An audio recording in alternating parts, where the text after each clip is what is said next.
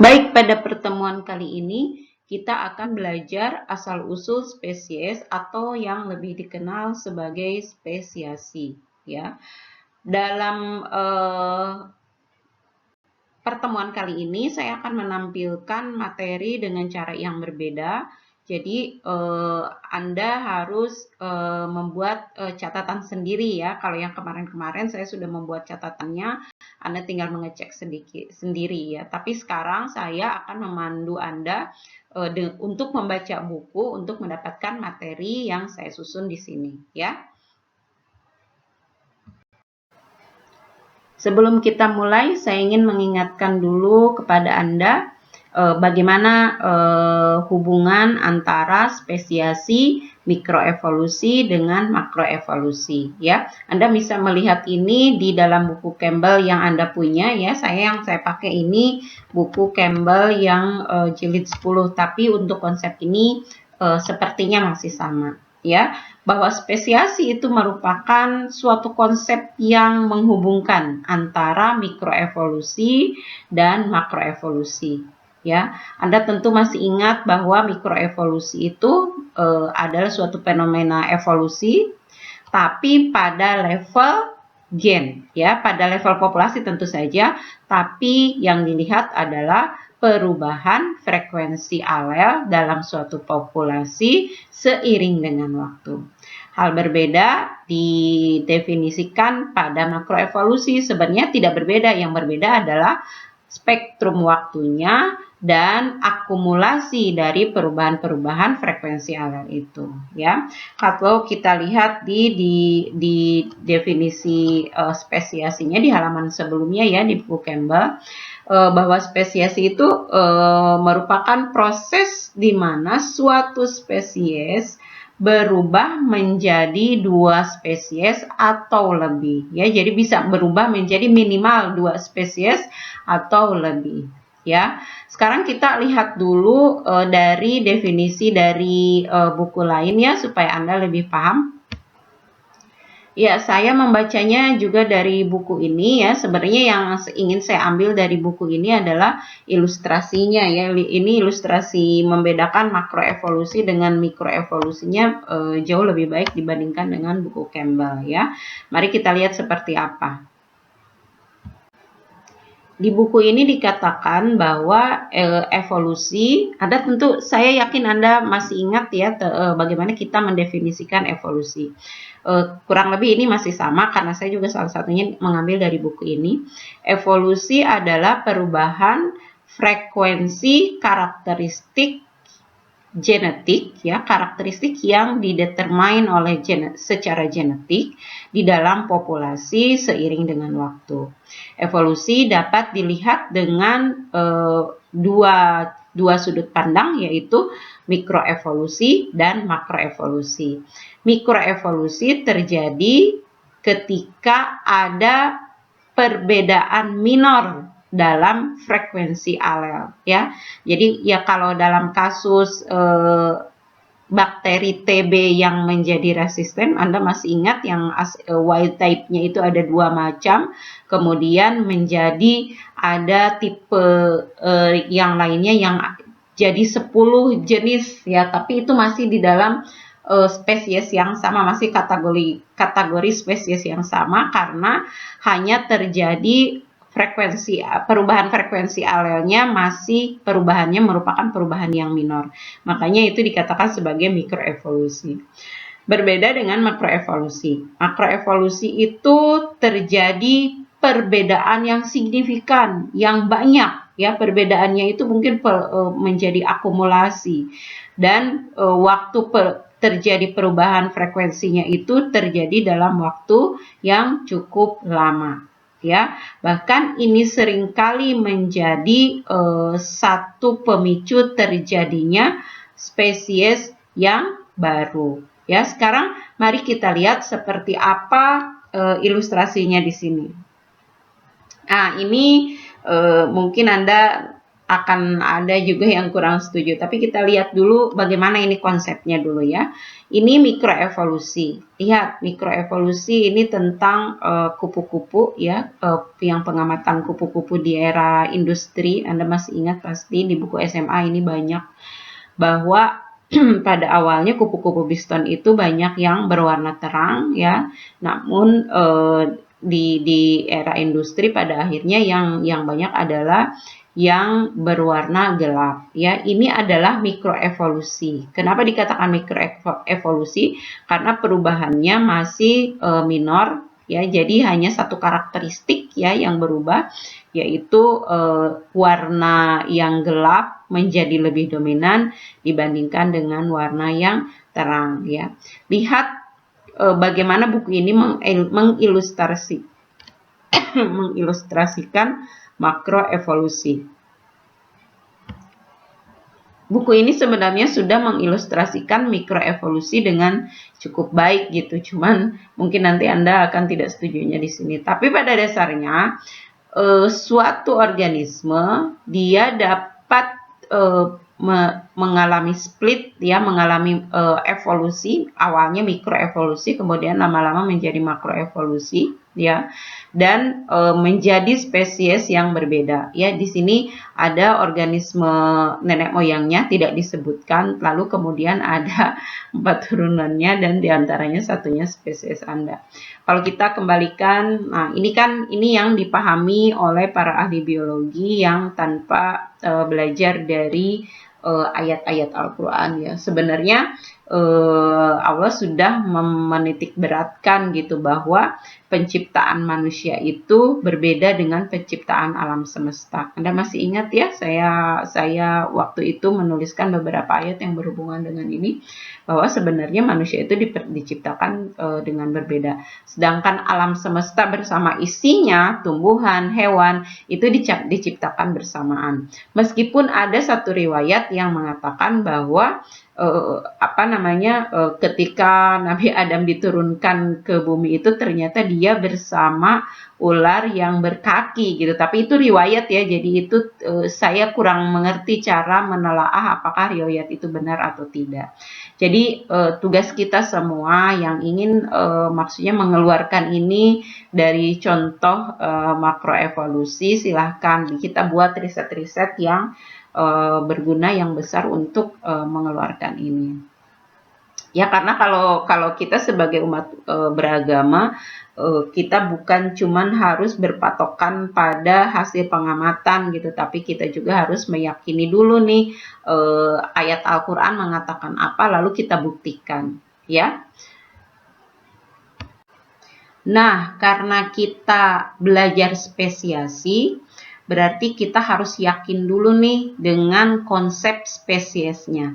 Ya, jangan sampai kita mengatakan itu spesies baru, padahal belum bisa dikatakan spesies baru. Ya, kita mengatakan itu sudah terjadi spesiasi, padahal belum ada spesiasi. Ya, sebelumnya di pertemuan yang lalu kita sudah mengenal istilah spesies ya, di pertemuan yang kemarin evolusi populasi. Anda juga harus memahami dulu bahwa spesies terdiri dari semua organisme yang berpotensi mampu berkembang biak secara alami di antara mereka sendiri dan memiliki keturunan yang juga dapat kawin silang dengan sukses. Ya, Anda masih ingat itu ya? Nah, itu diadaptasi dari definisi spesies berdasarkan konsep spesies biologi. Konsep spesies biologi ini pencetusnya adalah Ernest Mayr ya. Di buku Jilid ke-10 ini tidak disebutkan nama Ernest Mayr-nya karena yang mengemukakan ini nampaknya bukan cuma Ernest Mayr ya. Jadi berdasarkan konsep spesies biologi ya, dikatakan suatu spesies adalah kelompok dari populasi-populasi ya. Jadi banyak populasinya ini pakai S ya. Kelompok populasi, suatu kelompok populasi. Kalau di terjemahan, di buku penerjemahan cuman suatu kelompok populasi ya. Jadi kesannya populasinya cuman satu, meskipun ada kelompok di dalamnya. Jadi lebih bagus Anda menambahkan, kalau di buku terjemahan Anda tuliskan suatu kelompok populasi, ya begitu. Jadi ini bukan cuma satu populasi, tapi lebih dari satu populasi. Spesies adalah suatu kelompok populasi yang anggota-anggotanya dapat berkawin silang, berpotensi berkawin silang di alam, ya, jadi secara alami, dan menghasilkan keturunan yang viabel dan fertil, ya. Saya sendiri mendefinisikan spesies lebih suka sampai di sana.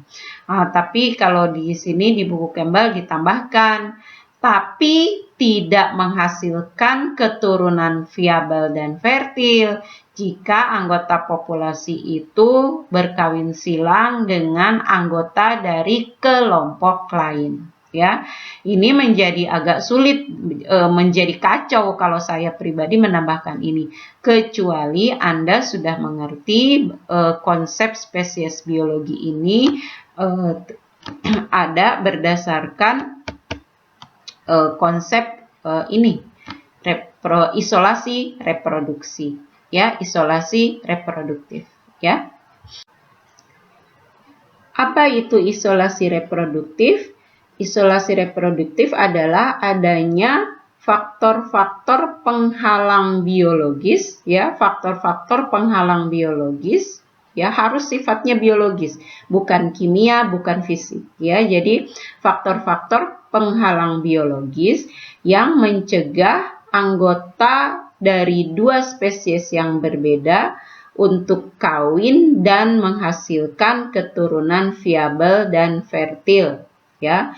Hal ini maksudnya isolasi reproduktif ini dapat mencegah terjadinya formasi hibrida, ya, atau ini merupakan keturunan yang dihasilkan dari perkawinan antara dua spesies yang berbeda, ya. Tapi kok ada ya perkawinan antar spesies yang berbeda? Mungkin Anda di kampung pernah punya bebek yang kawin dengan itik, itu kan dua spesies yang berbeda, ada anaknya. Tapi ingat, itu anak dia sifatnya tidak fertil, ya, itu berarti hibrid, ya. Sekarang mari kita lihat bahwa sebetulnya isolasi reproduktif itu terjadi berdasarkan beberapa tahapan. Ada yang disebut penghalang prezigotik dan penghalang postzigotik. Sekarang kita lihat dulu penghalang prezigotik, ya. Penghalang prezigotik itu ada apa saja? Ada 4 tahapan penghalang prezigotik. Yang pertama adalah isolasi habitat.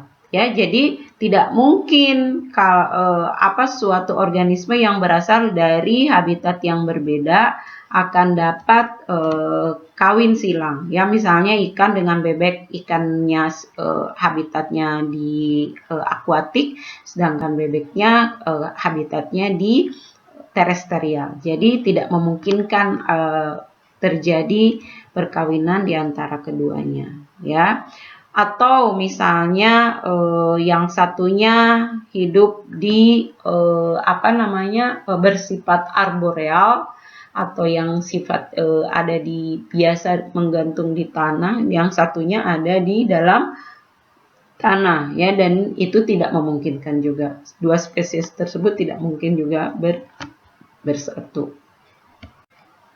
Oh maaf, maksud saya tadi arboreal itu adalah kelompok hewan yang menggantung di pohon, ya, seperti monyet misalnya, bukan menggantung di tanah. Menggantung di tanah di mana? Ya, sekarang penghalang prezigotik yang kedua, ya, yaitu isolasi temporal, ya. Tadi kan yang pertama isolasi habitat nih. Jadi kalau habitatnya berbeda, ya tidak mungkin dua organisme itu akan kawin. Sekarang sudah berada di habitat yang sama, misalnya sama-sama berada di habitat yang terestrial, ya. Kalau tadi ini kan satunya di terestrial, satunya di akuatik.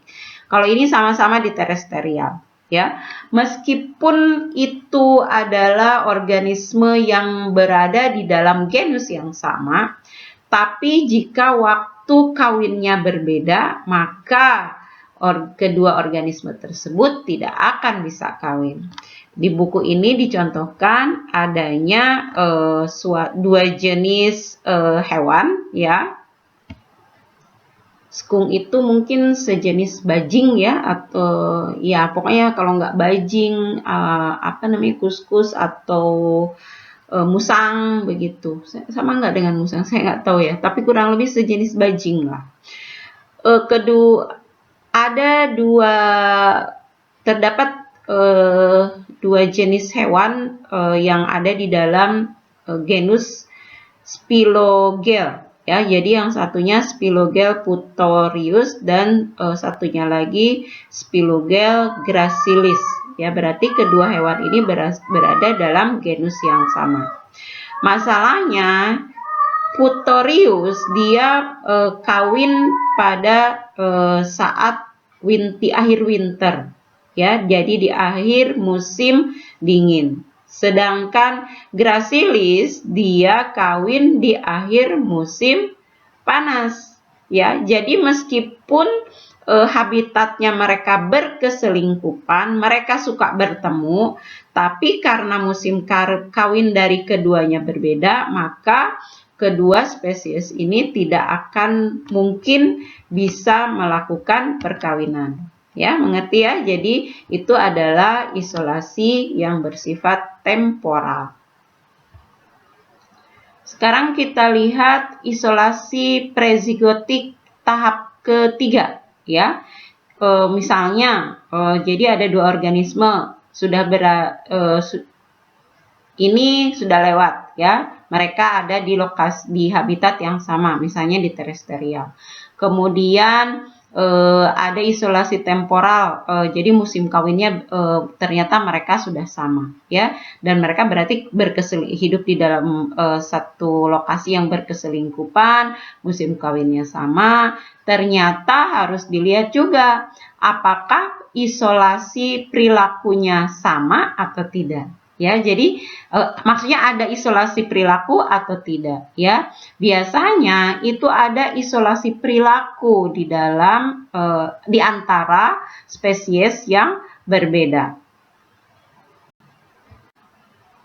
Terutama perilaku kawin, ya. Perilaku kawin itu dimulai dari menarik lawan jenis, ya. Kemudian bersaing dengan individu lain, ya, itu termasuk ke dalam bagaimana ritual courtship-nya, ya, ritual dalam perilaku perkawinannya, ya. Di buku ini contoh yang dikemukakan adalah jenis burung, ya, jenis burung yang meskipun satu genus, ya, sama seperti yang ini meskipun satu genus, tapi ternyata nyanyiannya berbeda ketika mereka ingin memanggil lawan jenisnya, ya. Jadi kalau panggilannya berbeda, itu yang datang pasti hewan yang jenis yang sama, ya. Jadi tidak akan burung A mendapat panggilan dari burung dari spesies B, gitu. Itu tidak memungkinkan, ya. Itu adalah isolasi perilaku, ya. Sekarang kita lihat isolasi mekanik. Ada lagi isolasi yang lain dalam isolasi prezigotik. Isolasi yang terakhirnya adalah isolasi mekanik. Oh, maaf, maksudnya bukan isolasi yang terakhir, ya, tapi isolasi yang keempat dari penghalang prezigotik, ya. Jadi di dalam penghalang prezigotik itu ada 5 isolasi, ya. Jadi ada 5 tahapan isolasi pada penghalang prezigotik. Yang pertama isolasi habitat, yang kedua isolasi temporal, yang ketiga isolasi perilaku, dan yang keempat isolasi mekanik, yang terakhirnya adalah isolasi gametik, ya. baik isolasi mekanik dan isolasi gametik. Sebenarnya di sini sudah ada percobaan perkawinan, ya. Jadi ketika suatu individu dari kelompok spesies A salah menerjemahkan panggilan, ya, dia mendapatkan panggilan dari spesies B, berarti panggilan kawin dari spesies B, maka akan terjadi percobaan perkawinan, ya. Percobaan perkawinan ini tentu saja berarti mereka akan ketemu dulu, ya, akan bertemu dulu dan akan berusaha dulu, begitu, ya.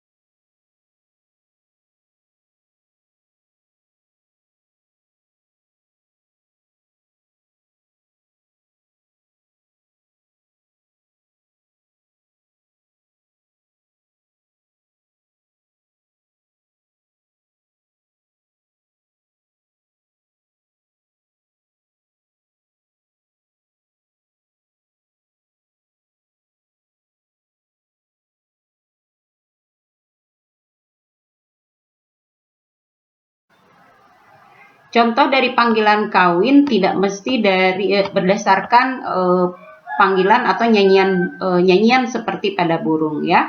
Tapi bisa juga panggilan kawin itu dalam bentuk feromon, ya. Jadi ada sekresi bahan kimia, senyawa kimia, bukan bahan kimia. Jadi ada sekresi senyawa kimia yang harusnya hanya dikenali oleh spesies anggota spesies yang sama.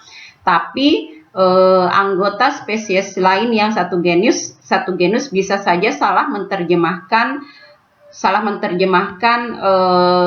komunikasi kimia tersebut, sehingga dua individu yang berbeda jenis kelamin tersebut bisa saja mencoba untuk kawin, ya. Jadi mereka mencoba untuk kawin, tapi karena morfologinya berbeda, maka perkawinannya itu akan gagal, ya. Di dalam buku Campbell ini yang dicontohkan adalah bertemunya dua moluska, ya, yang dua keong. Ini genus Bradybaena, ya.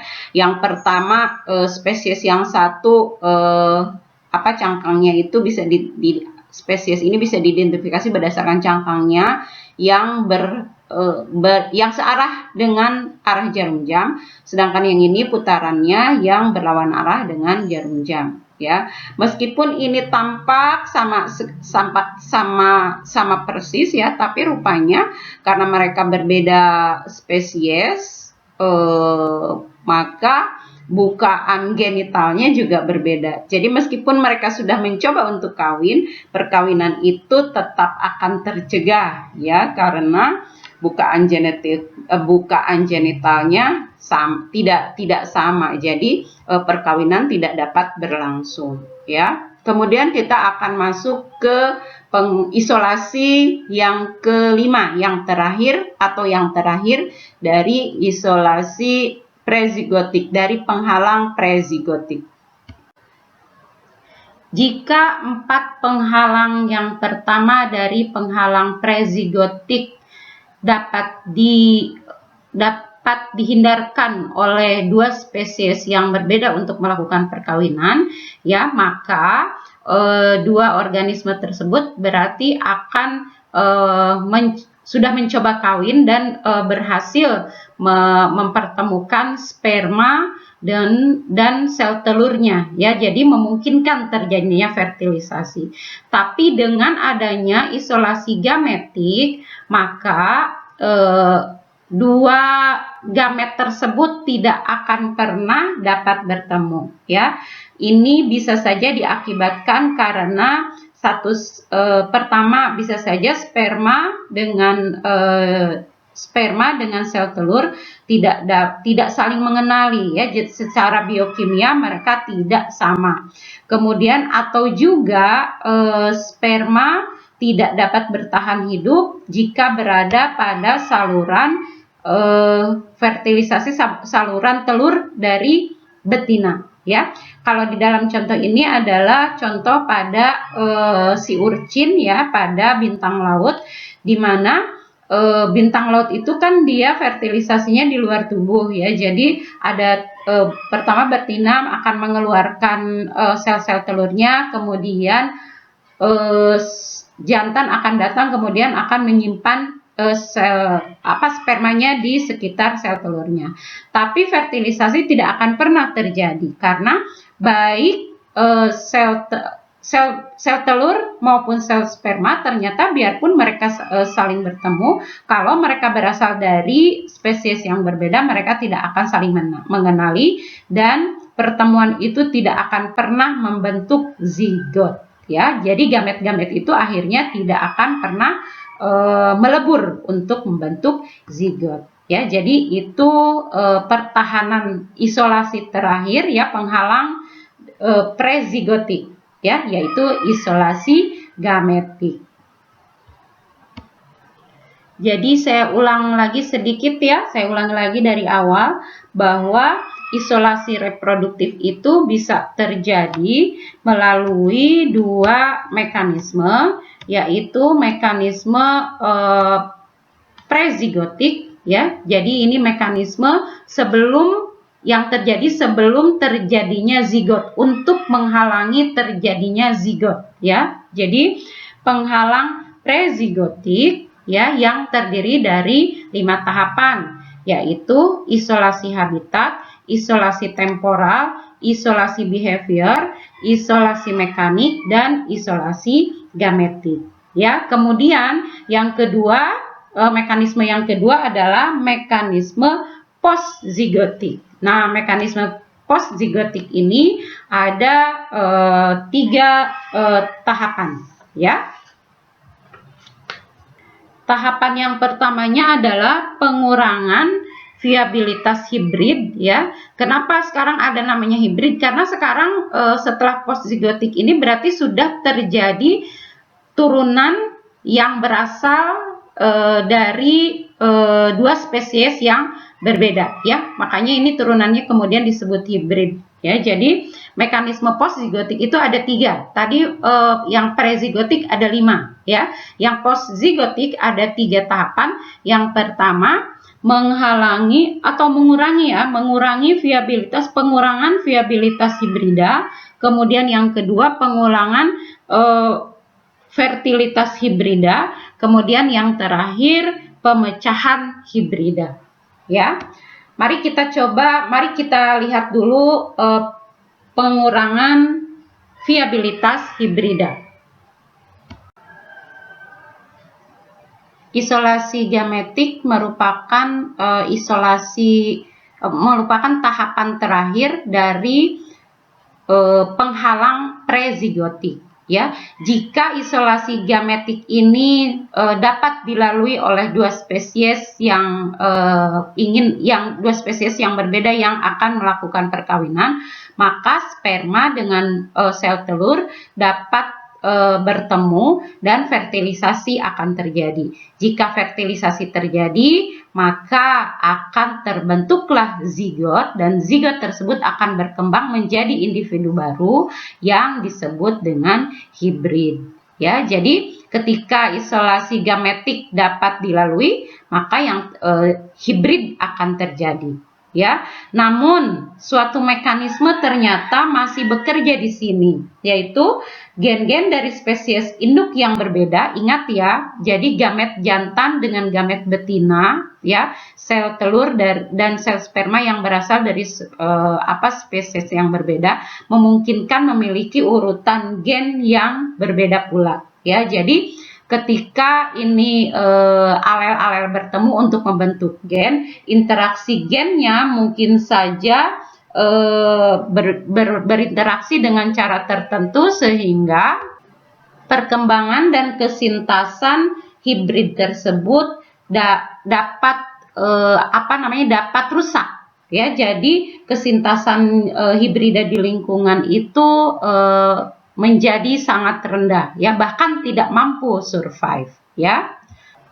Jadi pada tahapan ini bisa saja hibrid yang dilahirkan ketika atau misalnya dalam bentuk telur, ketika menetas telurnya, hibridnya itu dia tidak bisa organismenya, individunya tidak bisa tumbuh dan berkembang. Jadi mati sesaat setelah dilahirkan atau ketika menetas, atau bahkan sebelum dilahirkan atau sebelum sebelum menetas, hibrid ini sudah mati. Lalu apa yang terjadi jika ternyata hibrid ini punya kekuatan untuk bisa tumbuh dan berkembang? Lalu apa yang terjadi jika hibrid ini ternyata mampu hidup, ya, mampu tumbuh dan berkembang, ya?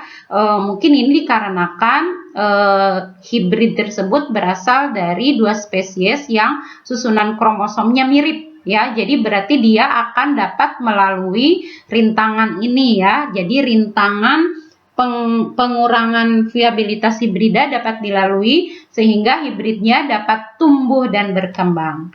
Jika sudah berkembang, maka hibrid akan mampu harusnya ketika hibrid sudah memasuki masa dewasa, sudah memasuki masa perkembangan, maka hibrid tersebut akan menghasilkan gamet. Ya, hibrid betina akan menghasilkan gamet betina, akan menghasilkan sel telur, sedangkan hibrid jantan akan menghasilkan sperma. Tapi rupanya karena ada pengurangan fertilitas hibrid, ya, karena ada mekanisme yang kedua dari mekanisme postzigotik, yaitu mekanisme pengurangan fertilitas hibrid, ya, maka bisa jadi sperma dengan sel telur yang sudah dibentuk oleh hibrid tersebut, hibrid dewasa tersebut, ternyata dia tidak fertil. Bisa jadi ini dikarenakan meosisnya tidak sempurna sehingga tidak dapat membentuk gamet yang normal. Tapi bisa juga betul-betul organisme hibrid ini tidak mampu melakukan meiosis, ya. Kalau tidak mampu melakukan meiosis, berarti hibrid tersebut tidak akan bisa menghasilkan sel telur maupun sel sperma. Ya, contoh di buku Campbell ini ada hibrid, ya, yang namanya Banggal, ya, dihasilkan merupakan keturunan dari perkawinan antara keledai dengan kuda, ya. Banggal ini ternyata bersifat tidak fertil, ya, jadi dia steril, ya. Jadi dia ketika Banggal ini dikawinkan dengan Banggal lainnya, dia tidak akan menghasilkan keturunan Banggal, ya. Jadi hibrid akan stop di situ, ya. Berarti tidak akan ada keturunan selanjutnya setelah keturunan F1 tersebut, ya, karena keturunan F1-nya menjadi tidak fertil. Lalu sebenarnya ada tidak ya hibrid F1 yang bersifat viabel dan fertil? Ya, kalau viabel tadi ada, ya, tapi kalau dan fertil itu kan sebenarnya jarang. Lalu ada nggak yang bisa fertil? Sebenarnya ada, ya. Pada beberapa hibrid F1 yang bersifat fertil dan dapat melakukan perkawinan dengan sesamanya atau dengan induknya, ya. Jadi F1 ini kemudian kawin dengan F1, hibrid F1 ini bertemu dengan hibrid F1 untuk menghasilkan F2, atau hibrid ini berkawin dengan induknya, ya, untuk menghasilkan F2, ya. Fertilitas dari hibrid tersebut akan terhenti di F2. Bahkan bukan hanya fertilitas saja, tapi viabilitas dan fertilitas juga akan terhenti di F2. Kenapa? Karena di sini ada juga mekanisme penghancuran atau pemecahan hibrid, perusakan hibrid, ya. Jadi meskipun ada hibrid yang fertil dan dapat melakukan perkawinan dan menghasilkan F2, hibrid tersebut biasanya tidak viabel atau viabel tapi tidak dapat mencapai kesintasan yang terbaik, ya. Dalam buku Campbell ini yang dicontohkan adalah pada beberapa kultivar padi, ya. Sebenarnya contohnya ini kalau yang sering kita dengar bukan cuma padi, tapi pada banyak tanaman pertanian lainnya seperti kedelai, jagung yang paling kita sering dengar, ya. Kita sering mendengar jagung hibrida, padi hibrida, ya. Dan sebenarnya kalau hibrida itu berarti yang dijual itu adalah bibit biji dari F1, ya, bukan F2, ya. Nah, sering juga ketika kita berbicara hibrid di dalam pertanian, ya, di benih-benih pertanian, baik itu tomat, padi, kedelai, kacang, dan lain-lain, ya, sering kita menganggap bahwa produsen bibit itu menjadi produsen yang jahat gitu, karena petani harus terus-terus membeli bibit, ya. Sebenarnya produsen bibit tidak bermaksud seperti itu, tapi karena itu hibrida, ya, jadi F2-nya biasanya tidak menghasilkan hasil panen yang sama persis dengan hibrida F1-nya, ya. Jadi kemampuan kesintasannya juga rendah, menjadi tidak tahan penyakit, menjadi tidak fertil, ya. Jadi petani harus terus-terus membeli bibit hibrida tersebut. Sebenarnya itu bukan niatan buruk dari produsen biji, dari produsen bibit pertanian, tapi memang karena itu hibrida, maka F2-nya berarti dia tidak akan memiliki viabilitas dan fertilitas seperti hibrid biji F1-nya, ya. Jadi jangan seuzon dulu nih kalau kita membeli bibit hibrida dan kemudian kita mengawinkannya sendiri atau mengambil biji turunannya kemudian kita tanam dan ternyata tidak dapat survive, itu artinya bibit Anda bibit hibrida gitu, dan pabrik penghasil bibit hibrida itu belum mampu memperpanjang ketahanan hidup atau fertilitas dari bibit hibrida tersebut, ya. Saya ulangi lagi sedikit, ya. Jadi di dalam mekanisme isolasi reproduktif terdapat dua mekanisme untuk menghalangi adanya perkawinan, perkawinan antara dua spesies yang berbeda, ya. Penghalangan terjadinya keturunan dari spesies yang berbeda. Yang pertama ada mekanisme prezigotik yang terdiri dari 5 tahapan, tadi sudah dijelaskan, dan yang kedua adalah penghalangan postzigotik. Pada mekanisme penghalangan postzigotik terdapat 3 tahapan. Yang pertama pengurangan viabilitas hibrid, yang kedua pengurangan fertilitas hibrid, dan yang terakhir penghancuran atau pemecahan hibrid, ya.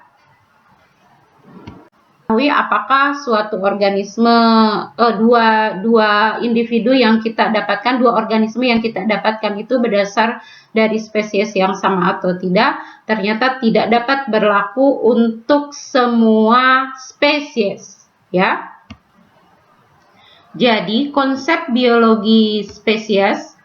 spesies biologi, ya, ternyata meskipun terdapat mekanisme isolasi reproduktif yang begitu nyata dan dapat dimengerti, tapi hal ini tidak dapat dilakukan, tidak dapat diterapkan pada fosil, ya, tidak bisa diterapkan pada fosil, ya. Ini pun tidak bisa diterapkan pada organisme yang bereproduksi secara aseksual seperti prokariot, ya, tidak bisa diterapkan pada organisme ini, ya. Selain itu isolasi reproduksi itu sangat menekankan pada ketiadaan aliran genetik, ya. Jadi harus tidak ada aliran genetik antara suatu spesies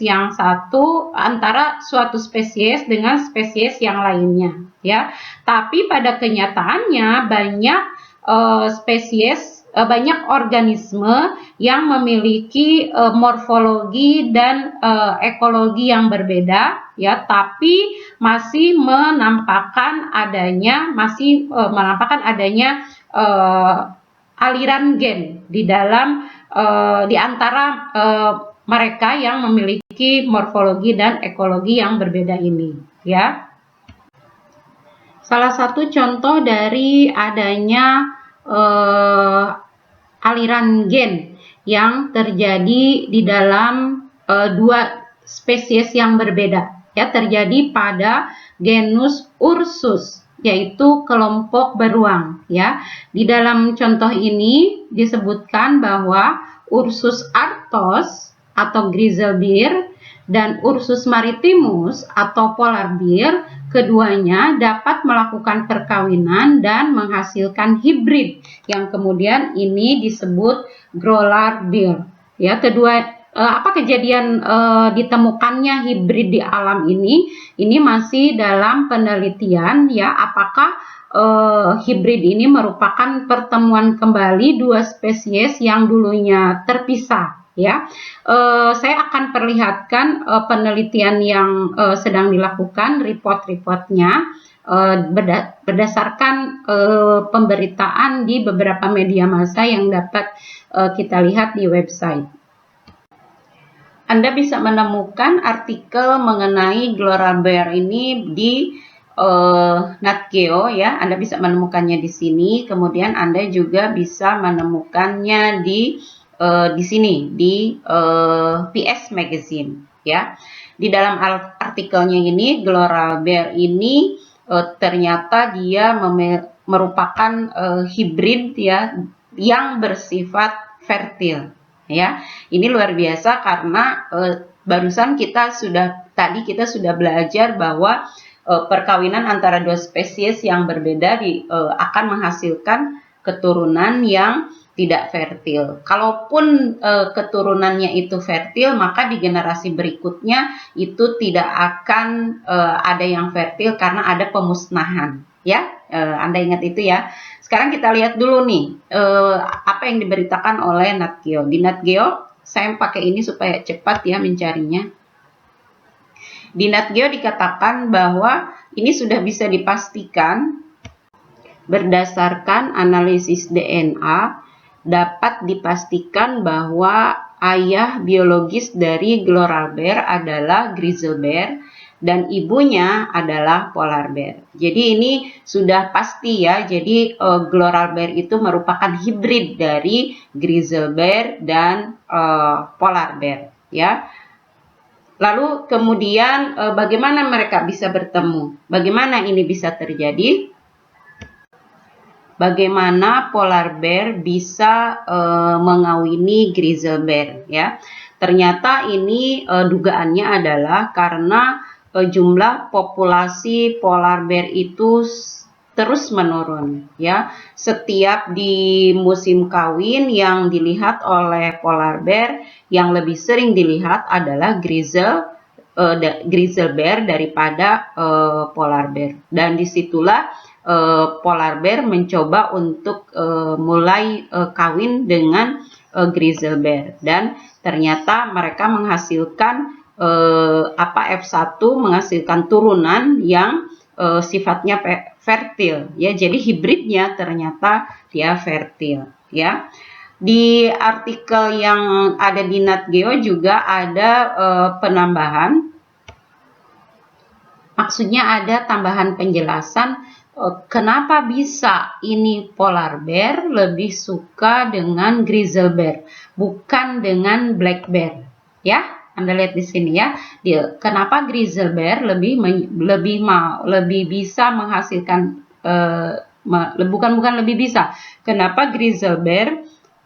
kenapa polar bear dapat menghasilkan hibrid yang fertil dengan grizzly bear daripada polar bear dengan black bear atau black bear dengan grizzly bear, ya. Rupanya polar bear dengan grizzle bear itu awalnya merupakan satu spesies, kemudian dia split menjadi 2 spesies ya. Dan divergensinya ini terjadi kurang dari 1 juta tahun yang lalu. Begitu ceritanya ya. Sedangkan black bear dengan grizzle bear mereka tersplit ya dari nenek moyang yang sama itu sekitar 5 juta tahun yang lalu. Jadi ini kalau black bear dengan grizzle bear dianggap sudah terpisah jauh lebih lama dibandingkan polar bear dengan grizzle bear. Jadi kemungkinan adanya hibrid yang bersifat fertil itu lebih mungkin terjadi pada polar bear dengan grizzle bear dibandingkan black bear dengan grizzle bear. Ya, sekarang mari kita lihat bagaimana penjelasan yang lebih saintifiknya. Para peneliti ini melakukan analisis berdasarkan hewan-hewan yang beruang-beruang yang ditemukan di lapangan ya, beruang polar sama beruang grizzly ya. Dan ini judul artikelnya ya. Kemudian apa yang dilakukan oleh mereka? Mereka mendata semua beruang yang dapat ditemukan dan ditemukan oleh pemburu ya. Kemudian mereka mendata dan mendapatkan sekian banyak beruang ya, diantaranya pasti yang paling banyak adalah beruang grizzle ya. Ada juga ini beruang yang tidak dapat mereka ambil ya, mereka harus menangkapnya ya, mau nggak mau mereka harus menangkapnya supaya mereka bisa mendapatkan sampel untuk diambil untuk dianalisis DNA-nya. Jadi mereka mau nggak mau harus menangkap. Tapi beberapa ada yang sudah didapatkan dari datanya, karena untuk hewan-hewan langka seperti ini biasanya mereka sudah menandai. Jadi kalau sudah ada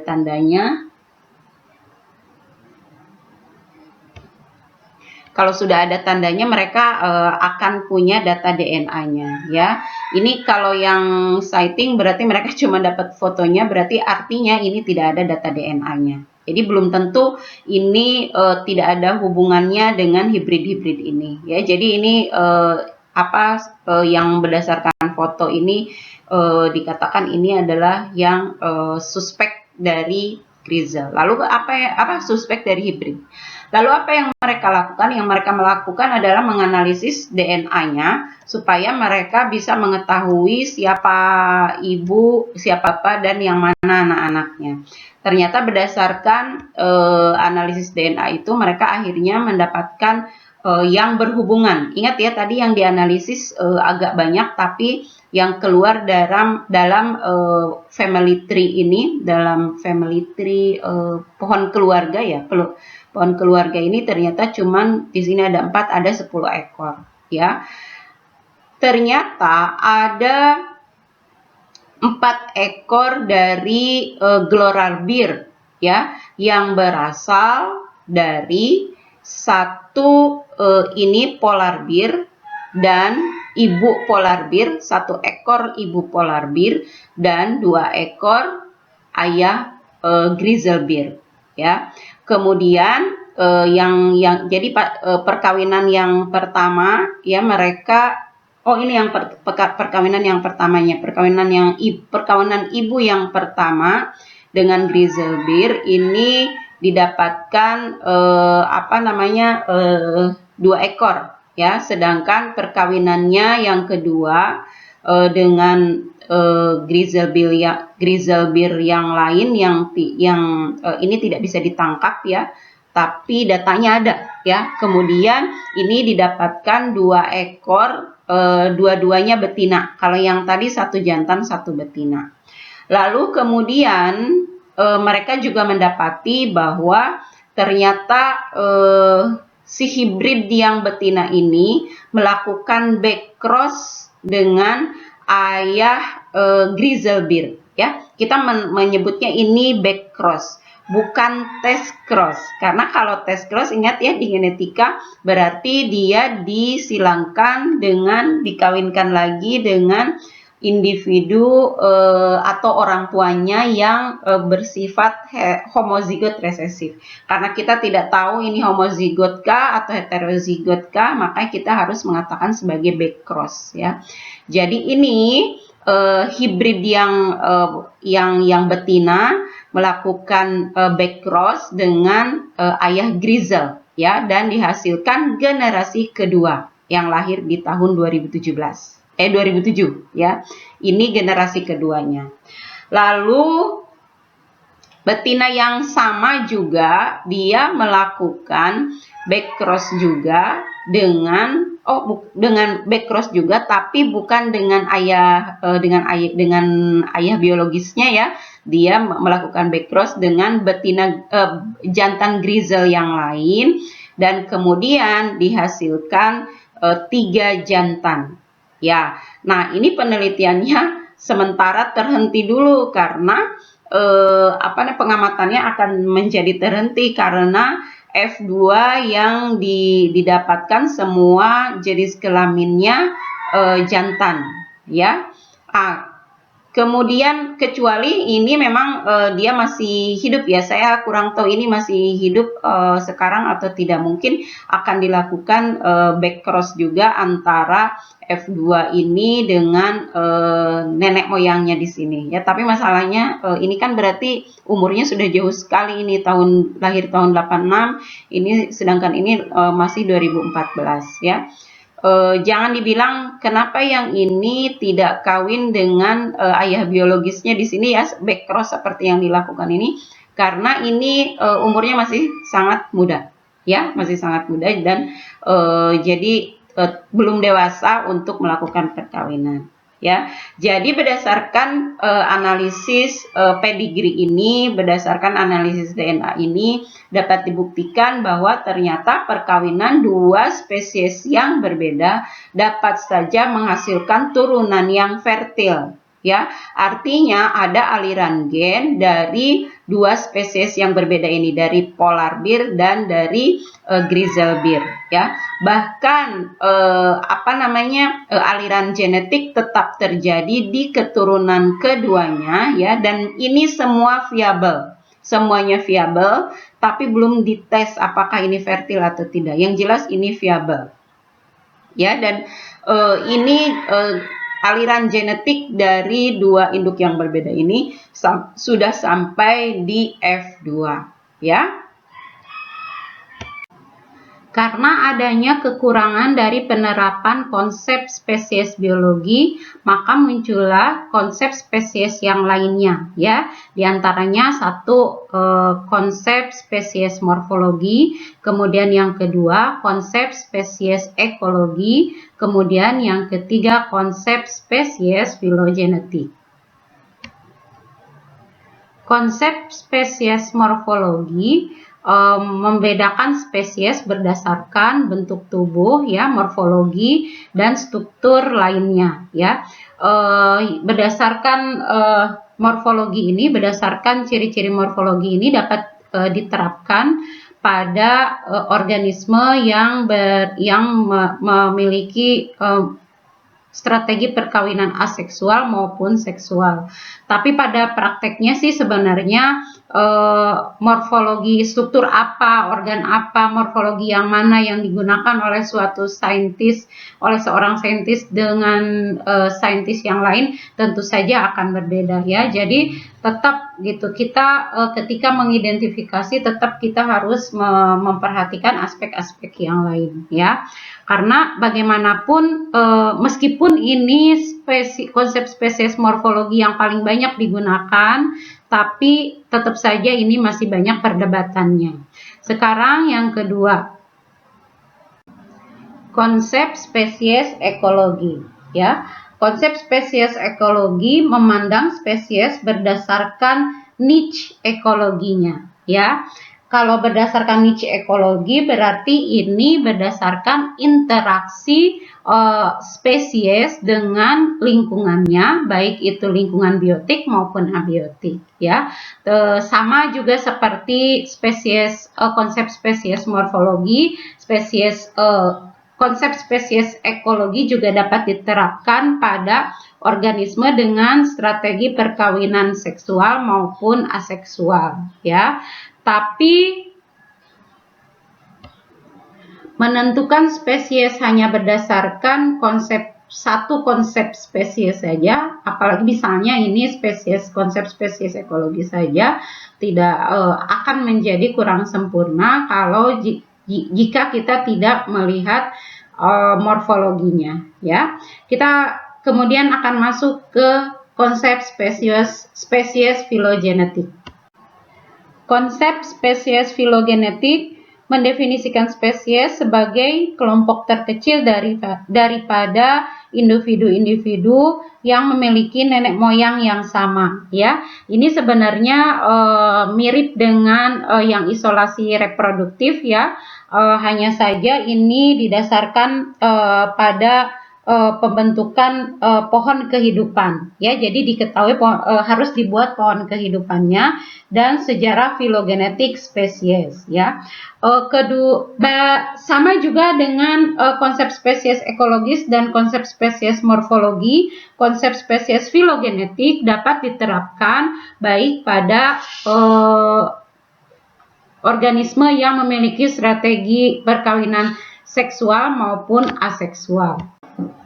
Nah, sekarang Anda sudah mempelajari 4 konsep spesies, ya. Yang pertama konsep spesies biologi, kemudian yang kedua konsep spesies morfologi, ya. Yang ini konsep spesies morfologi, kemudian konsep spesies ekologi, serta konsep spesies filogenetik, ya. Anda jangan heran jika sebenarnya akan banyak berkembang konsep-konsep spesies yang lainnya. Bahkan di dalam buku ini dikatakan bahwa masih ada 20 konsep spesies yang lain yang yang diajukan oleh para ahli biologi, ya. Itulah fenomena kalau kita belajar evolusi, belajar biologi, masih banyak yang tidak pasti, ya. Masih banyak yang tidak kita ketahui. Kita sedang mencoba menggali apa yang sebenarnya terjadi, apa saja hewan-hewan yang ada, tumbuhan, bakteri, dan seluruh makhluk hidup yang ada di muka bumi ini. Karena kita biologi. Berbeda dengan orang kimia, ya. Senyawa apa saja yang ada di muka bumi ini. Mereka juga sedang masih menggali apakah ada senyawa-senyawa baru, apakah ada isotop baru di muka bumi ini. Apakah dulu pernah ada isotop yang lain yang sekarang tidak ada. Mereka juga sedang mempelajari itu semua. Ingat, ilmu yang kita pelajari adalah ilmu Allah, ya. Jadi pelajari dengan baik, jangan dipelajari dengan asal-asalan, ya, dan terus menggali ilmu untuk mendapatkan kesempurnaan ilmu itu. Ketika kita mempelajari suatu ilmu, jangan lupa kita yakini dulu dari Al-Quran, baru kemudian kita cari pembuktiannya, ya. Begitu, ya. Sekarang kita akan lanjut ke pokok bahasan yang selanjutnya. Yang utama dari materi hari ini, ya, yaitu spesiasi. Di dalam buku Campbell, spesiasi ini dijelaskan dalam 2 tipe, yaitu alopatrik dan simpatrik. Alopatrik itu spesiasi dengan adanya pemisahan geografis, sedangkan simpatrik yang tanpa pemisahan geografis, ya. Tapi sebelum kita lanjut, kita juga akan melihat spesiasi yang dituliskan oleh penulis lain, ya. Ini Schuler dan kawan-kawan, dia menjelaskan spesiasi dalam 5 tipe.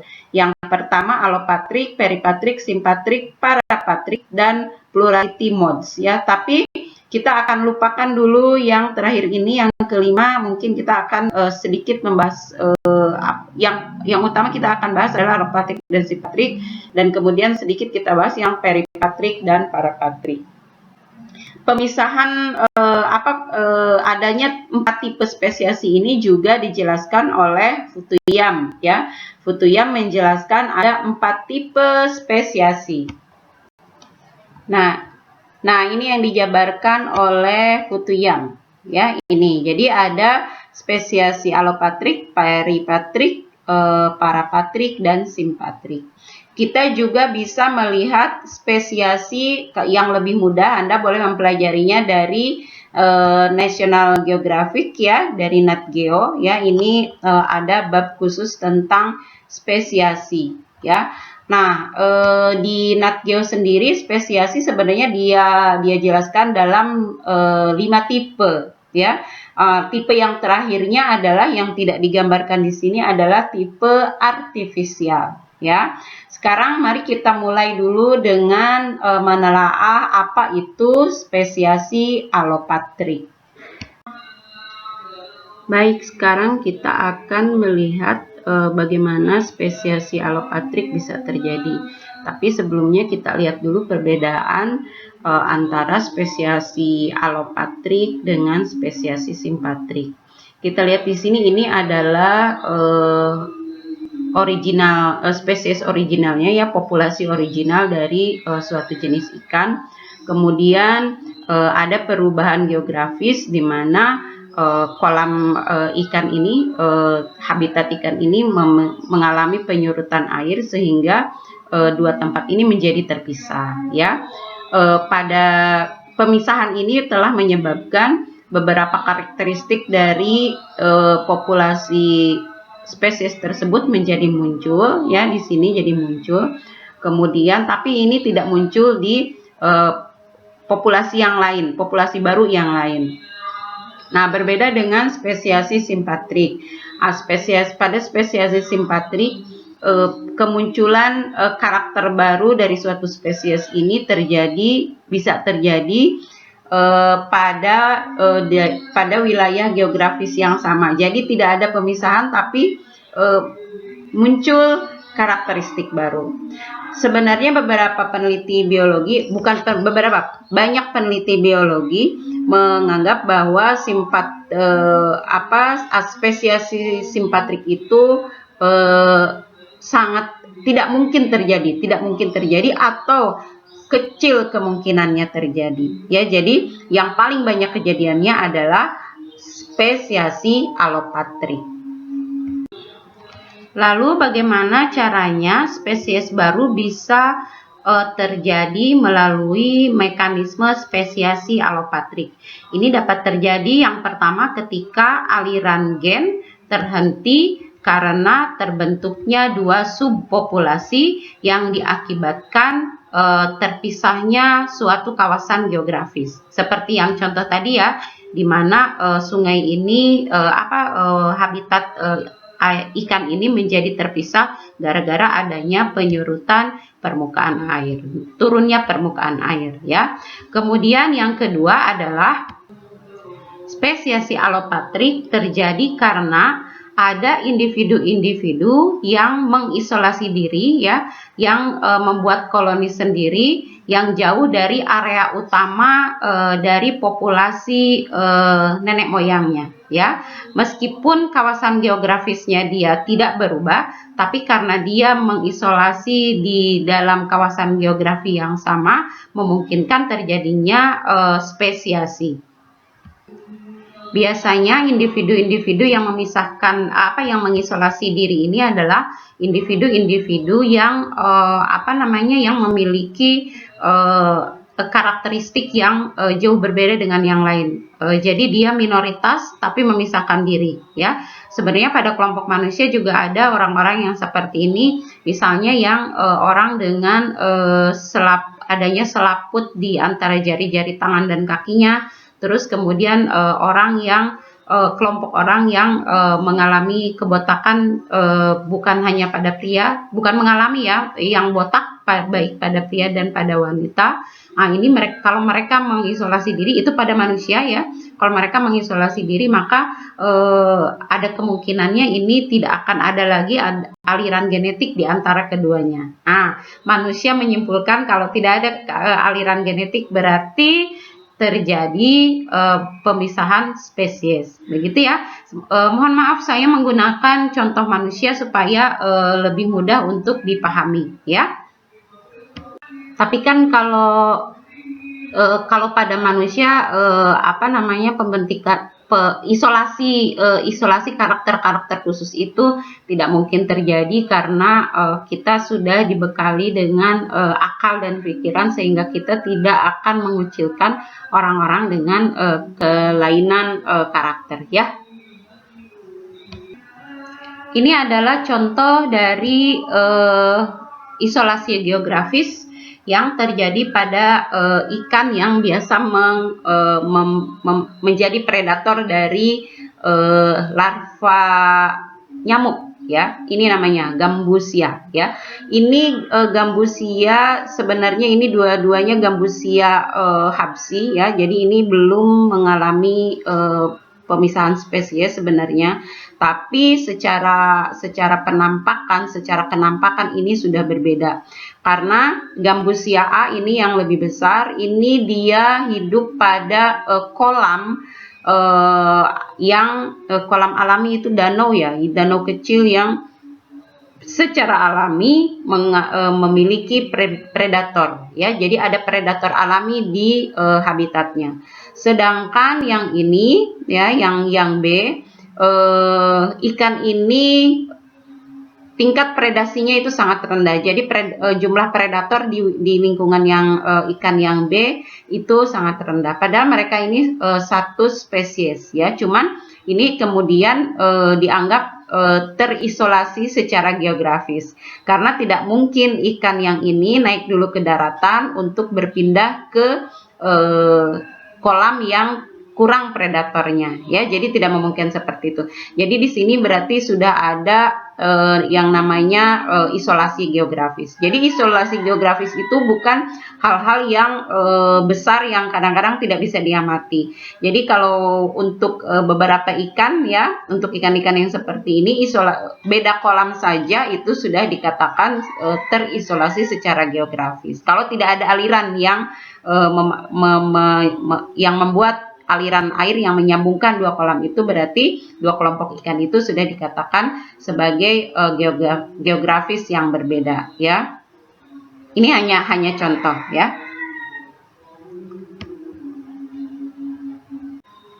Pada akhirnya kedua kelompok ikan ini ternyata mereka melakukan isolasi reproduktif ya. Ketika melakukan isolasi reproduktif berarti bisa jadi mereka melakukan tahap-tahapnya. Ingat ya, ada isolasi reproduktif itu ada dua tahapan, yang prazigotik dengan prezigotik. Jadi ketika dipertemukan pun bisa jadi mereka kemudian sudah tidak saling mengenal ya. Jadi itu yang mengarah ke spesiasi. Ketika morfologi yang seperti ini, lihat bentuknya aja mereka sudah berbeda.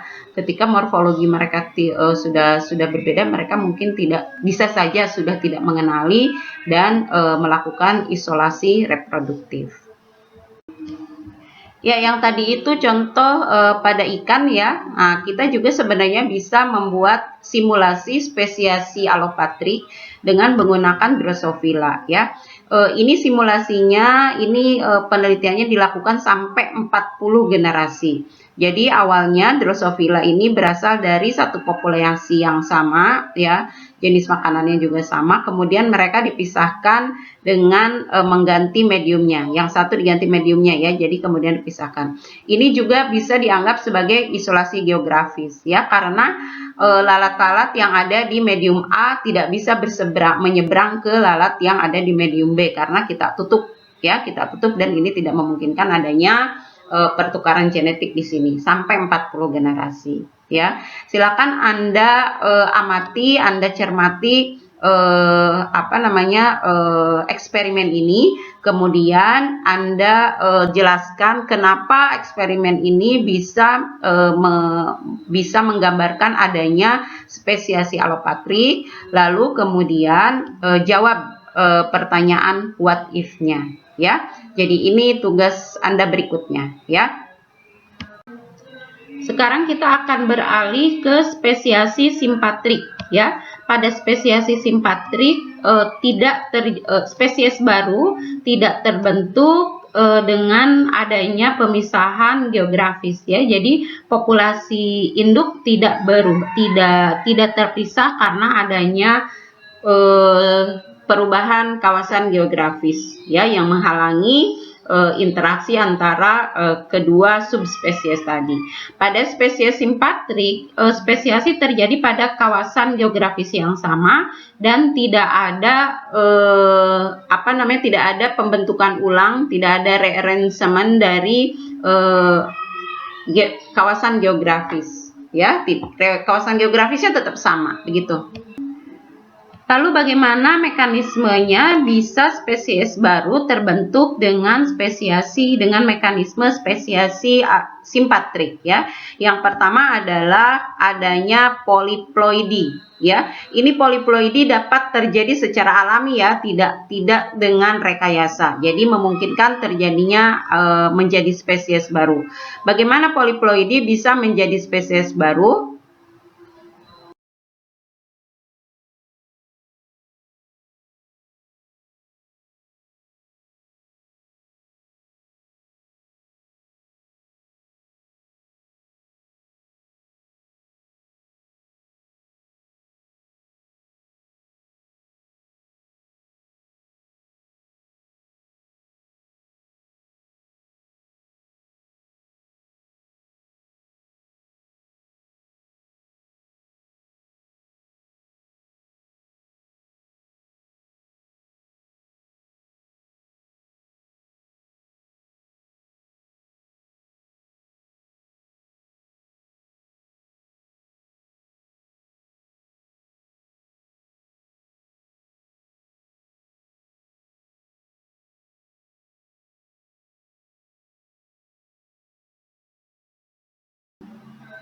Oh, tapi sebelumnya Anda harus tahu dulu ya, tidak semua poliploidi dapat menghasilkan individu yang fertil. Bahkan kebanyakan poliploidi itu tidak fertil dan tidak dapat sehingga tidak dapat sifat barunya itu tidak dapat diturunkan ke keturunannya. Tidak semua juga poliploidi ini sifatnya menguntungkan. Ada banyak juga poliploidi yang tidak menguntungkan.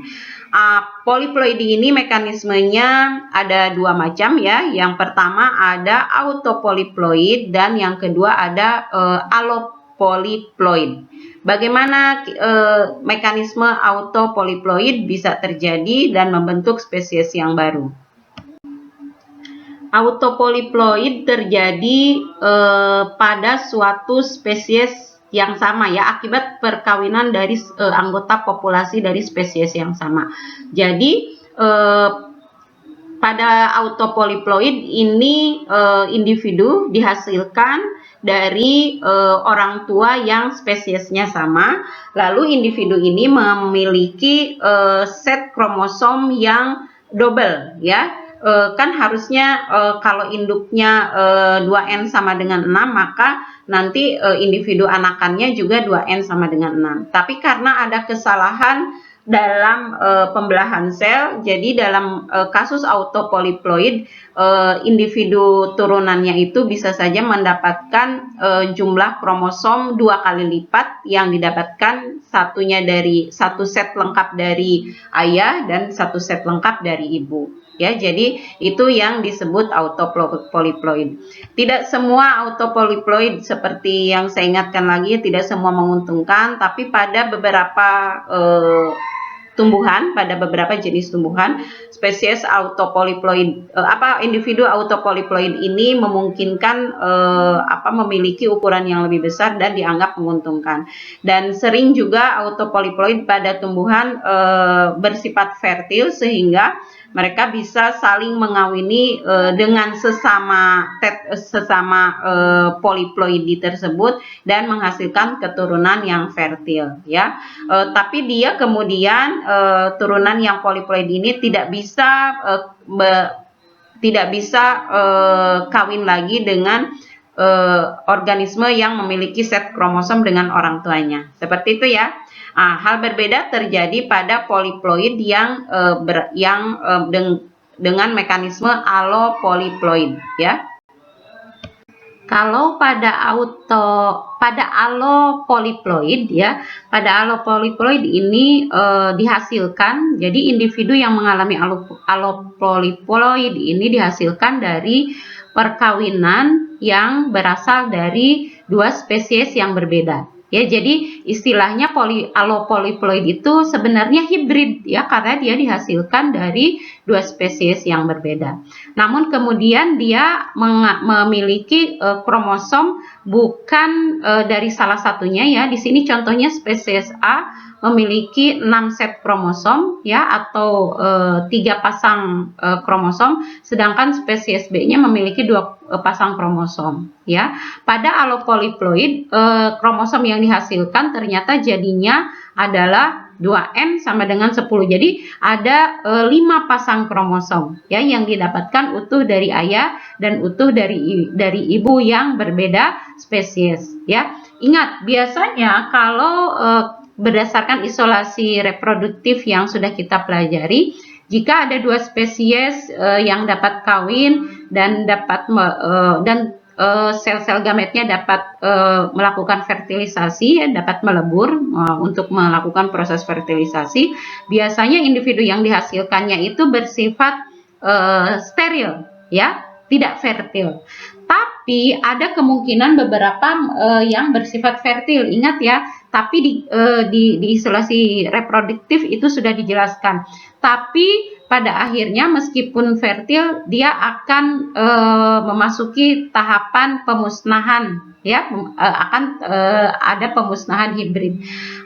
Jika tidak terjadi pemusnahan hibrid, maka harusnya kan di sini ada pemusnahan hibrid.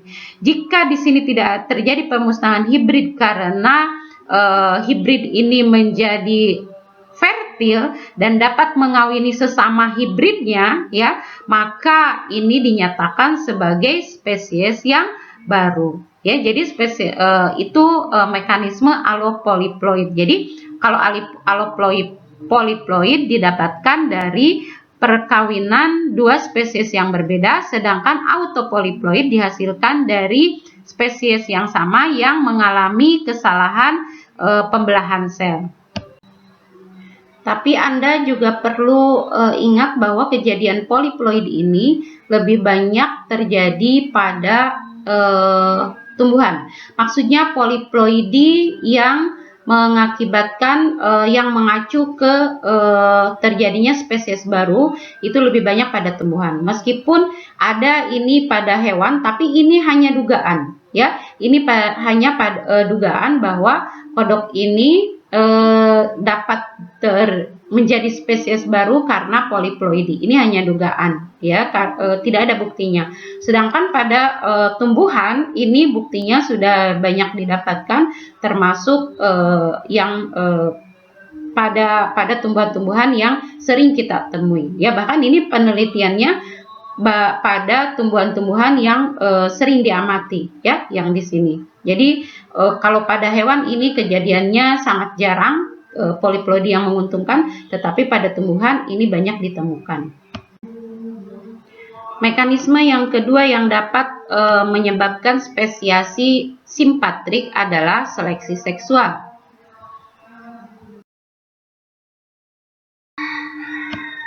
Untuk memahami ini, sebaiknya Anda pelajari lagi mengenai seleksi seksual yang pernah saya ungkapkan sedikit ya di pertemuan sebelumnya. Jadi seleksi seksual itu adalah suatu mekanisme yang dilakukan baik oleh jantan maupun betina untuk mendapatkan pasangan kawinnya.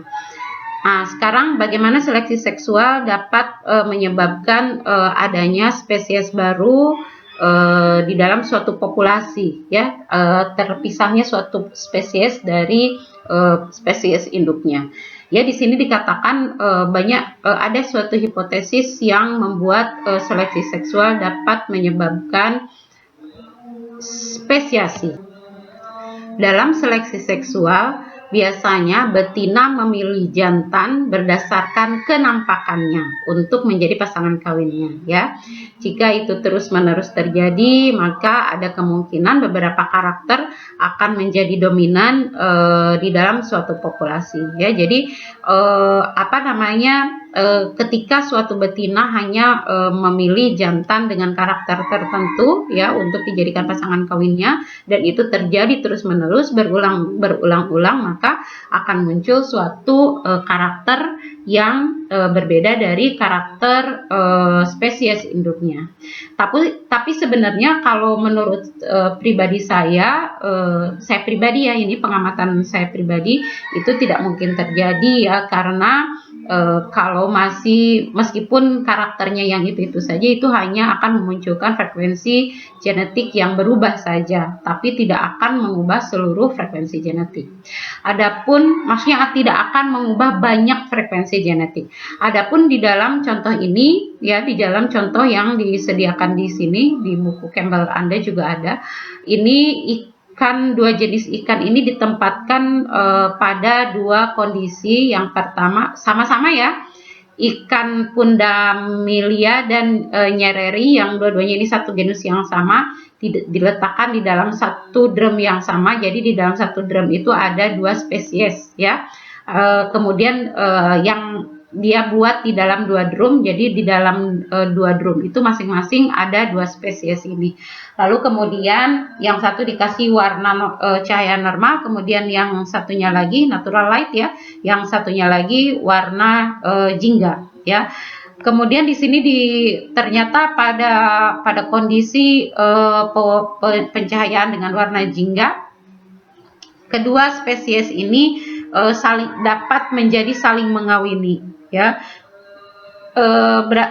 saling mengawini, kedua spesies ini saling mengawini, dan kemudian mereka menghasilkan hibrid yang bersifat viabel dan fertil ya. Ini agak susah buat orang Sunda menyebutkan viabel dan fertil karena dua-duanya pakai F ya, yang bersifat viabel dan fertil, dan berarti itu mengacu akan menuju ke pembentukan spesies baru. Meskipun ini ada pemilihan seleksi seksual, tapi seleksi seksual dalam keadaan normal, masing-masing jenis ikan ini akan memilih jenisnya sendiri ya, jadi dia tidak akan tertukar kawin dengan spesies yang lain. Sedangkan dalam kondisi yang tidak normal dengan pencahayaan warna jingga, dan itu tidak mungkin terjadi di alam ya, hanya ada pencahayaan warna jingga, lalu kedua spesies ini saling mengawini dan menghasilkan hibrid yang viabel dan fertil. Tapi saya sendiri tidak menganggap ini sebagai pembentukan spesies baru akibat seleksi seksual ya, karena sebenarnya mereka pada akhirnya sebenarnya tidak memilih ya, ketika mereka salah mengawini karena ada kejadian yang membuat mereka salah mengidentifikasi, yaitu kejadian warna yang cuma satu macam. Kalau dalam keadaan normal kan mereka tidak saling mengawini ya, begitu ya, itu pendapat pribadi saya. Kemudian kita akan masuk ke mekanisme yang ketiga ya, mekanisme yang menyebabkan spesiasi alopatrik ya, maksud saya yang menyebabkan spesiasi simpatrik. Mekanisme yang ketiga adalah diferensiasi habitat. Diferensiasi habitat merupakan salah satu penyebab yang dapat memicu terjadinya spesiasi simpatrik ya. Dalam hal ini habitat harus memiliki gradasi baik secara alami maupun karena kejadian tertentu, misalnya karena adanya polusi ya. Tapi dalam contoh yang diberikan di dalam buku Campbell ini, diferensiasi habitat yang dikemukakan adalah habitat dari lalat maggot ya, dari lalat maggot yang biasanya ada pada apel yang lokal. Kemudian karena apelnya kemudian ada apel yang diintroduksi dari Eropa, maka lalat maggot ini menunjukkan frekuensi alel yang berbeda. Jadi meskipun belum terjadi apa yang disebut spesies baru, tapi subspesiesnya sudah tampak ya dalam waktu 200 tahun kejadiannya. Baik, sekarang kita kembali dulu ke spesiasi alopatrik. Spesiasi atau pembentukan spesies yang terjadi karena adanya perubahan kawasan geografis sehingga suatu populasi tersplit menjadi, kalau dalam contoh ini, menjadi 2 spesies karena dan dibatasi oleh wilayah geografis, ya. Jadi 2 ikan ini yang berada di kawasan akuatik tentu saja karena ini ikan dibatasi oleh kawasan terestrial. Lalu apakah ketika spesies baru ini sudah terjadi memungkinkan ada pertemuan kembali dengan spesies induk? Itu mungkin terjadi, mungkin kalau pada hewan akuatik ini agak sulit kita memikirkan bagaimana mereka bertemu. Tapi kalau pada hewan-hewan yang terestrial ini mungkin sekali mereka bertemu, spesies baru dan spesies induk atau spesies barunya yang berasal dari induk yang sama, ya. Area tempat mereka bertemu itu disebut zona hibrid. Jadi zona hibrid adalah wilayah yang mempertemukan anggota-anggota suatu spesies-spesies yang berbeda, ya. Jadi area di mana spesies-spesies yang berbeda, anggota spesies-spesies yang berbeda bertemu dan kawin, harus bertemu dan kawin, ya. Tidak bisa bertemu saja, tidak bisa kawin saja.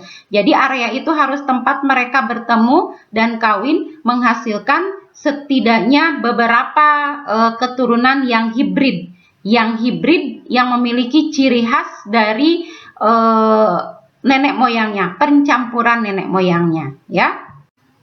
Lalu seperti apakah bentuknya zona hibrid? Zona hibrid, ingat, itu berupa area, ya. Ada zona hibrid yang berupa area yang simpel, hanya berupa pita yang sangat sempit, ya.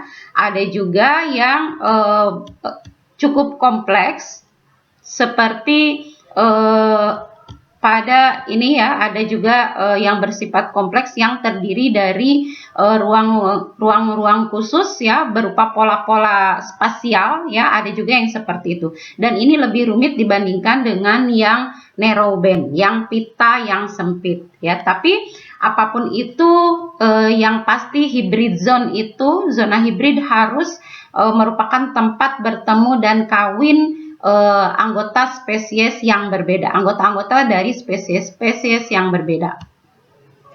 Sebelum masuk ke gambar ini, ya, yang memperlihatkan bagaimana zona hibrid untuk kedua katak ini, ya. Anda tentu masih ingat sebelumnya kita sudah belajar yang namanya gloral biot, ya. Jadi beruang gloral itu merupakan hibrid dari polar dan grizzlebear, ya. Anda masih ingat. Nah, bagaimana mereka bisa bertemu polar dengan grizzlebear? Karena mereka bertemu di zona hibrid, ya. Sekarang kita lihat ini permodelan yang ada pada katak, ya. Jadi zona hibrid sepanjang 400 km, ya, dengan ketebalan 10 km itu ternyata disebut yang cukup pendek, ya, cukup simpel. Jadi zona hibrid yang simpel itu seperti itu, hanya berupa pita panjang dan tipis, ya.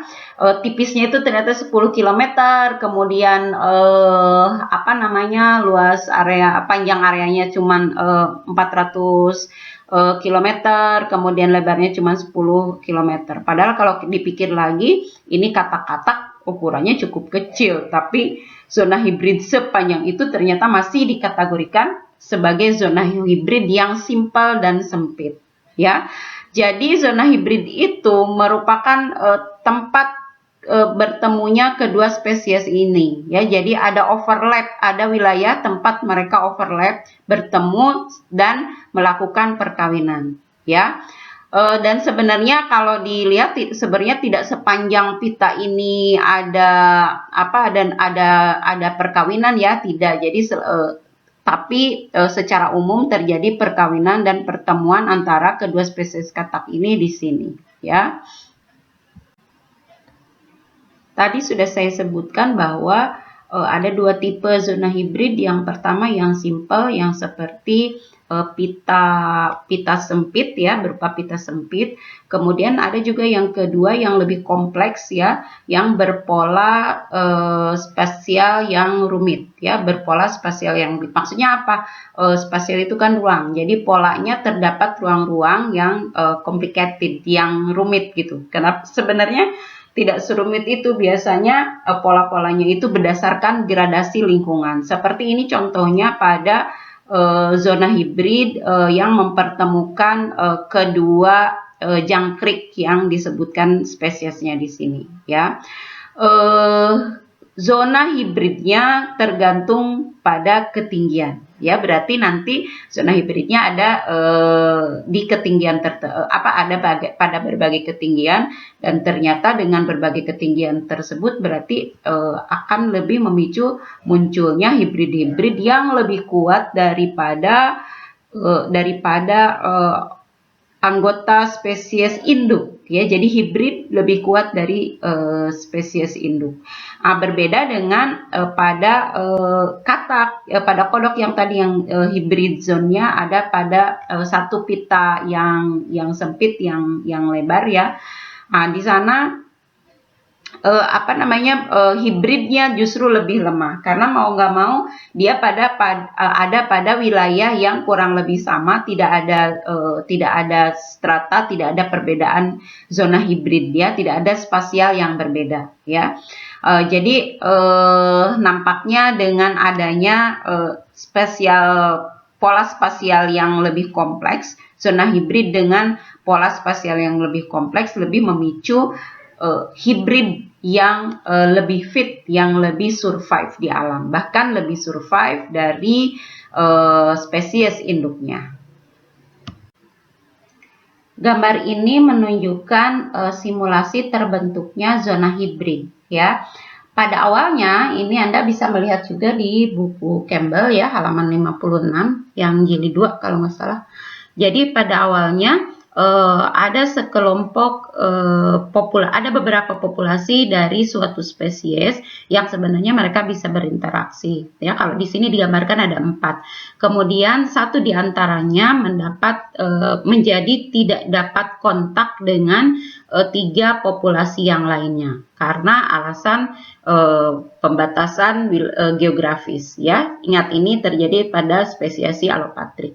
Lalu kemudian populasi dari spesies yang terpisah tersebut lama-lama memunculkan karakteristik yang sesuai dengan lingkungannya, dan sehingga spesiasi menjadi terbentuk ya. Sedangkan populasi induk ya yang terdiri spesies induk yang terdiri dari 3 populasi masih terus bisa berinteraksi.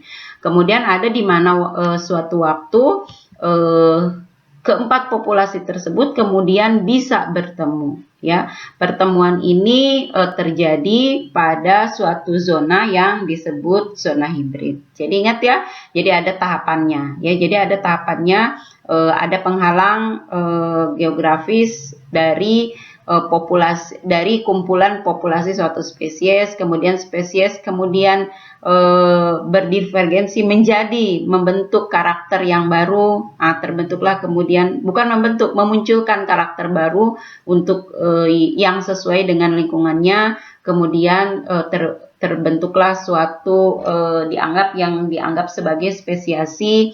Lalu suatu saat ada pertemuan antara spesies baru dengan spesies induk.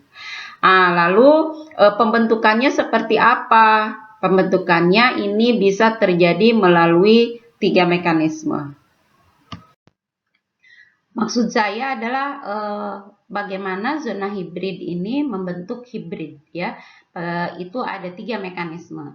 Tapi sebelum masuk ke sana, Anda harus yakin dulu bahwa zona hibrid ini hanya terjadi jika spesiasi sudah selesai, maksudnya sudah sempurna. Jadi populasi yang tadi terpisah itu sudah betul-betul berubah menjadi spesies baru ya. Barulah terjadi yang namanya zona hibrid. Lalu apa yang terjadi di zona hibrid? Ketika ada pertemuan dua spesies untuk bertemu dan kawinnya dua spesies yang berbeda ini, maka akan terjadi tiga kemungkinan hibrid yang dihasilkan. Yang pertama reinforcement, yang kedua fusion, dan yang ketiga stability. Yang reinforcement atau pengukuhan kekuatan dari isolasi reproduktif atau apa namanya penghalang reproduktif, Anda masih ingat ya, ini semakin kuat di sini. Maka hibrid yang dihasilkan akan terus melemah, semakin lama semakin lemah, dan pada akhirnya jumlahnya juga tidak akan pernah menjadi banyak di alam, bahkan mungkin cenderung lama-lama akan musnah ya. Berbeda dengan hibrid yang dihasilkan dengan mekanisme fusion ya. Fusion dan stability ya. Jadi yang reinforcement itu kedua spesies yang berbeda ini masing-masing saling menguatkan isolasi penghalang reproduktifnya, sehingga hibrid yang dihasilkan selalu lemah dan tidak akan bisa menghasilkan organisme yang baru ya. Jadi organisme hibridnya selalu lemah dan kebanyakan tidak fertil. Berbeda dengan fusion dan stability, kedua mekanisme ini justru melemahkan isolasi reproduktif dari kedua spesies ini ya. Apa yang terjadi pada mekanisme fusion dan stability? Pada mekanisme fusion sebenarnya pada awalnya hibrid yang dihasilkan dari dua spesies ini memiliki viabilitas dan fertilitas ya. Tapi viabilitas dan fertilitas itu lama-lama setelah berapa ratus generasi misalnya ini akan melemah. Hal berbeda pada mekanisme stability. Dengan mekanisme stability, pelemahan reproduksi, penghalang reproduksi dari dua spesies ini melemah ya, dan hibrid yang dihasilkan pun dia fertil dan viabel terus-menerus, sehingga kemunculan spesies barunya akan meningkatkan jumlah di dalam populasinya di alam. Jadi spesies baru pencampuran dari dua spesies ini ya, hibrid ini akan terus eksis di alam ya. Jadi itu tiga mekanisme dari pembentukan hibrid di zona hibrid. Nah, ketiga mekanisme pembentukan hibrid di zona hibrid ini semuanya ada contohnya di buku Campbell. Tugas Anda lagi adalah menuliskan masing-masing ketiga contoh ini ya. Dan kenapa disebut dalam mekanisme reinforcement, fusion, dan stability. Jadi itu ya tugasnya.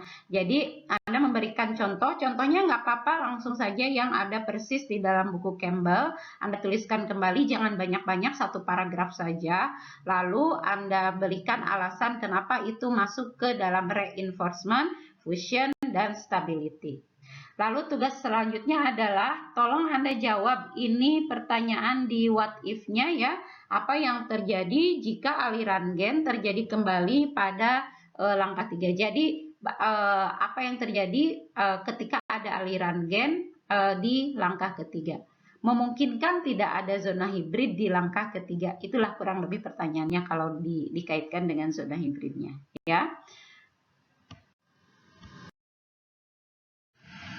Sekarang kita lihat dulu ke sini ya. Tadi di awal saya memperkenalkan dua spesiasi bentuk peripatrik dan parapatrik ya. Tapi tadi saya banyak sekali membahas alopatrik dengan simpatrik ya. Sekarang sebenarnya peripatrik dan parapatrik itu apa? Jadi peripatrik sebenarnya adalah mekanisme yang sama dengan alopatrik. Ya, jadi mekanismenya sama. Hanya jika pada alopatrik itu ada pemisahan geografis ya, secara geografis, populasi tersebut, kumpulan populasi tersebut itu terpisah sehingga mereka tidak bisa bertemu. Tapi di dalam spesiasi peripatrik, organisme anggota spesies yang memiliki karakter yang berbeda itu mengucilkan diri ya ke tempat yang lain, mengucilkan diri, dan lama-lama mereka akan menunjukkan karakter yang berbeda dari induknya. Ketika karakter yang berbeda itu muncul dan banyak dan terus-menerus terjadi isolasi geografis ya karena mereka tidak bisa bertemu, maka ini terbentuk spesies baru. Sebenarnya spesiasi peripatrik ini kurang lebih sama dengan mekanisme founder effect ya, Anda ingat? Jadi yang kelompok yang minoritas tadi dia memisahkan diri dan menempati wilayah geografis yang lain ya. Itu mekanisme spesiasi peripatrik ya. Sekarang apa yang terjadi pada spesiasi parapatrik? Kalau yang ini spesiasi mirip dengan sebenarnya bagian dari spesiasi simpatrik. Hanya saja pada spesiasi peripatrik sama juga dengan peripatrik ya, yang parapatrik ini ada kelompok kecil dari ada sekelompok kecil yang karakternya minoritas memasuki karakter menjadi muncul, bukan memasuki, menjadi muncul di dalam suatu kawasan geografis di mana suatu populasi berada ya. Jadi sebenarnya bukan ada anggota spesies yang dari luar wilayah masuk ke dalam wilayah ini, bukan. Tapi ada suatu alel yang kemudian muncul di dalam kawasan geografis tersebut.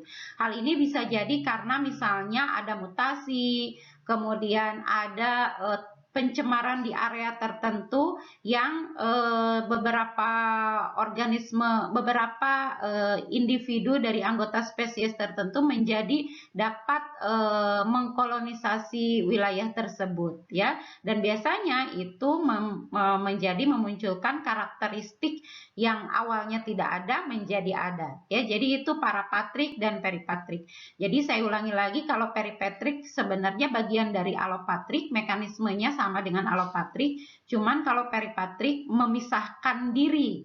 Kalau alopatrik terpisah karena kawasan geografis ya. Parapatrik sama dengan simpatrik.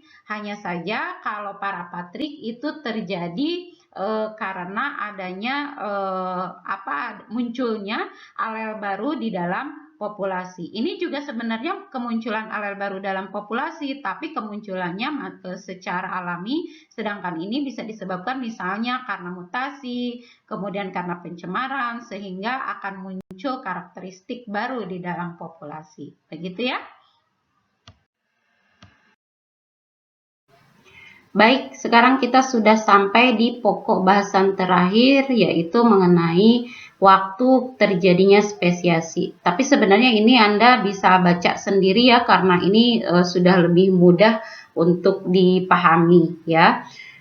Pada intinya pokok bahasan ini menjelaskan bahwa pembentukan spesies baru itu bisa terjadi sampai 50 tahun.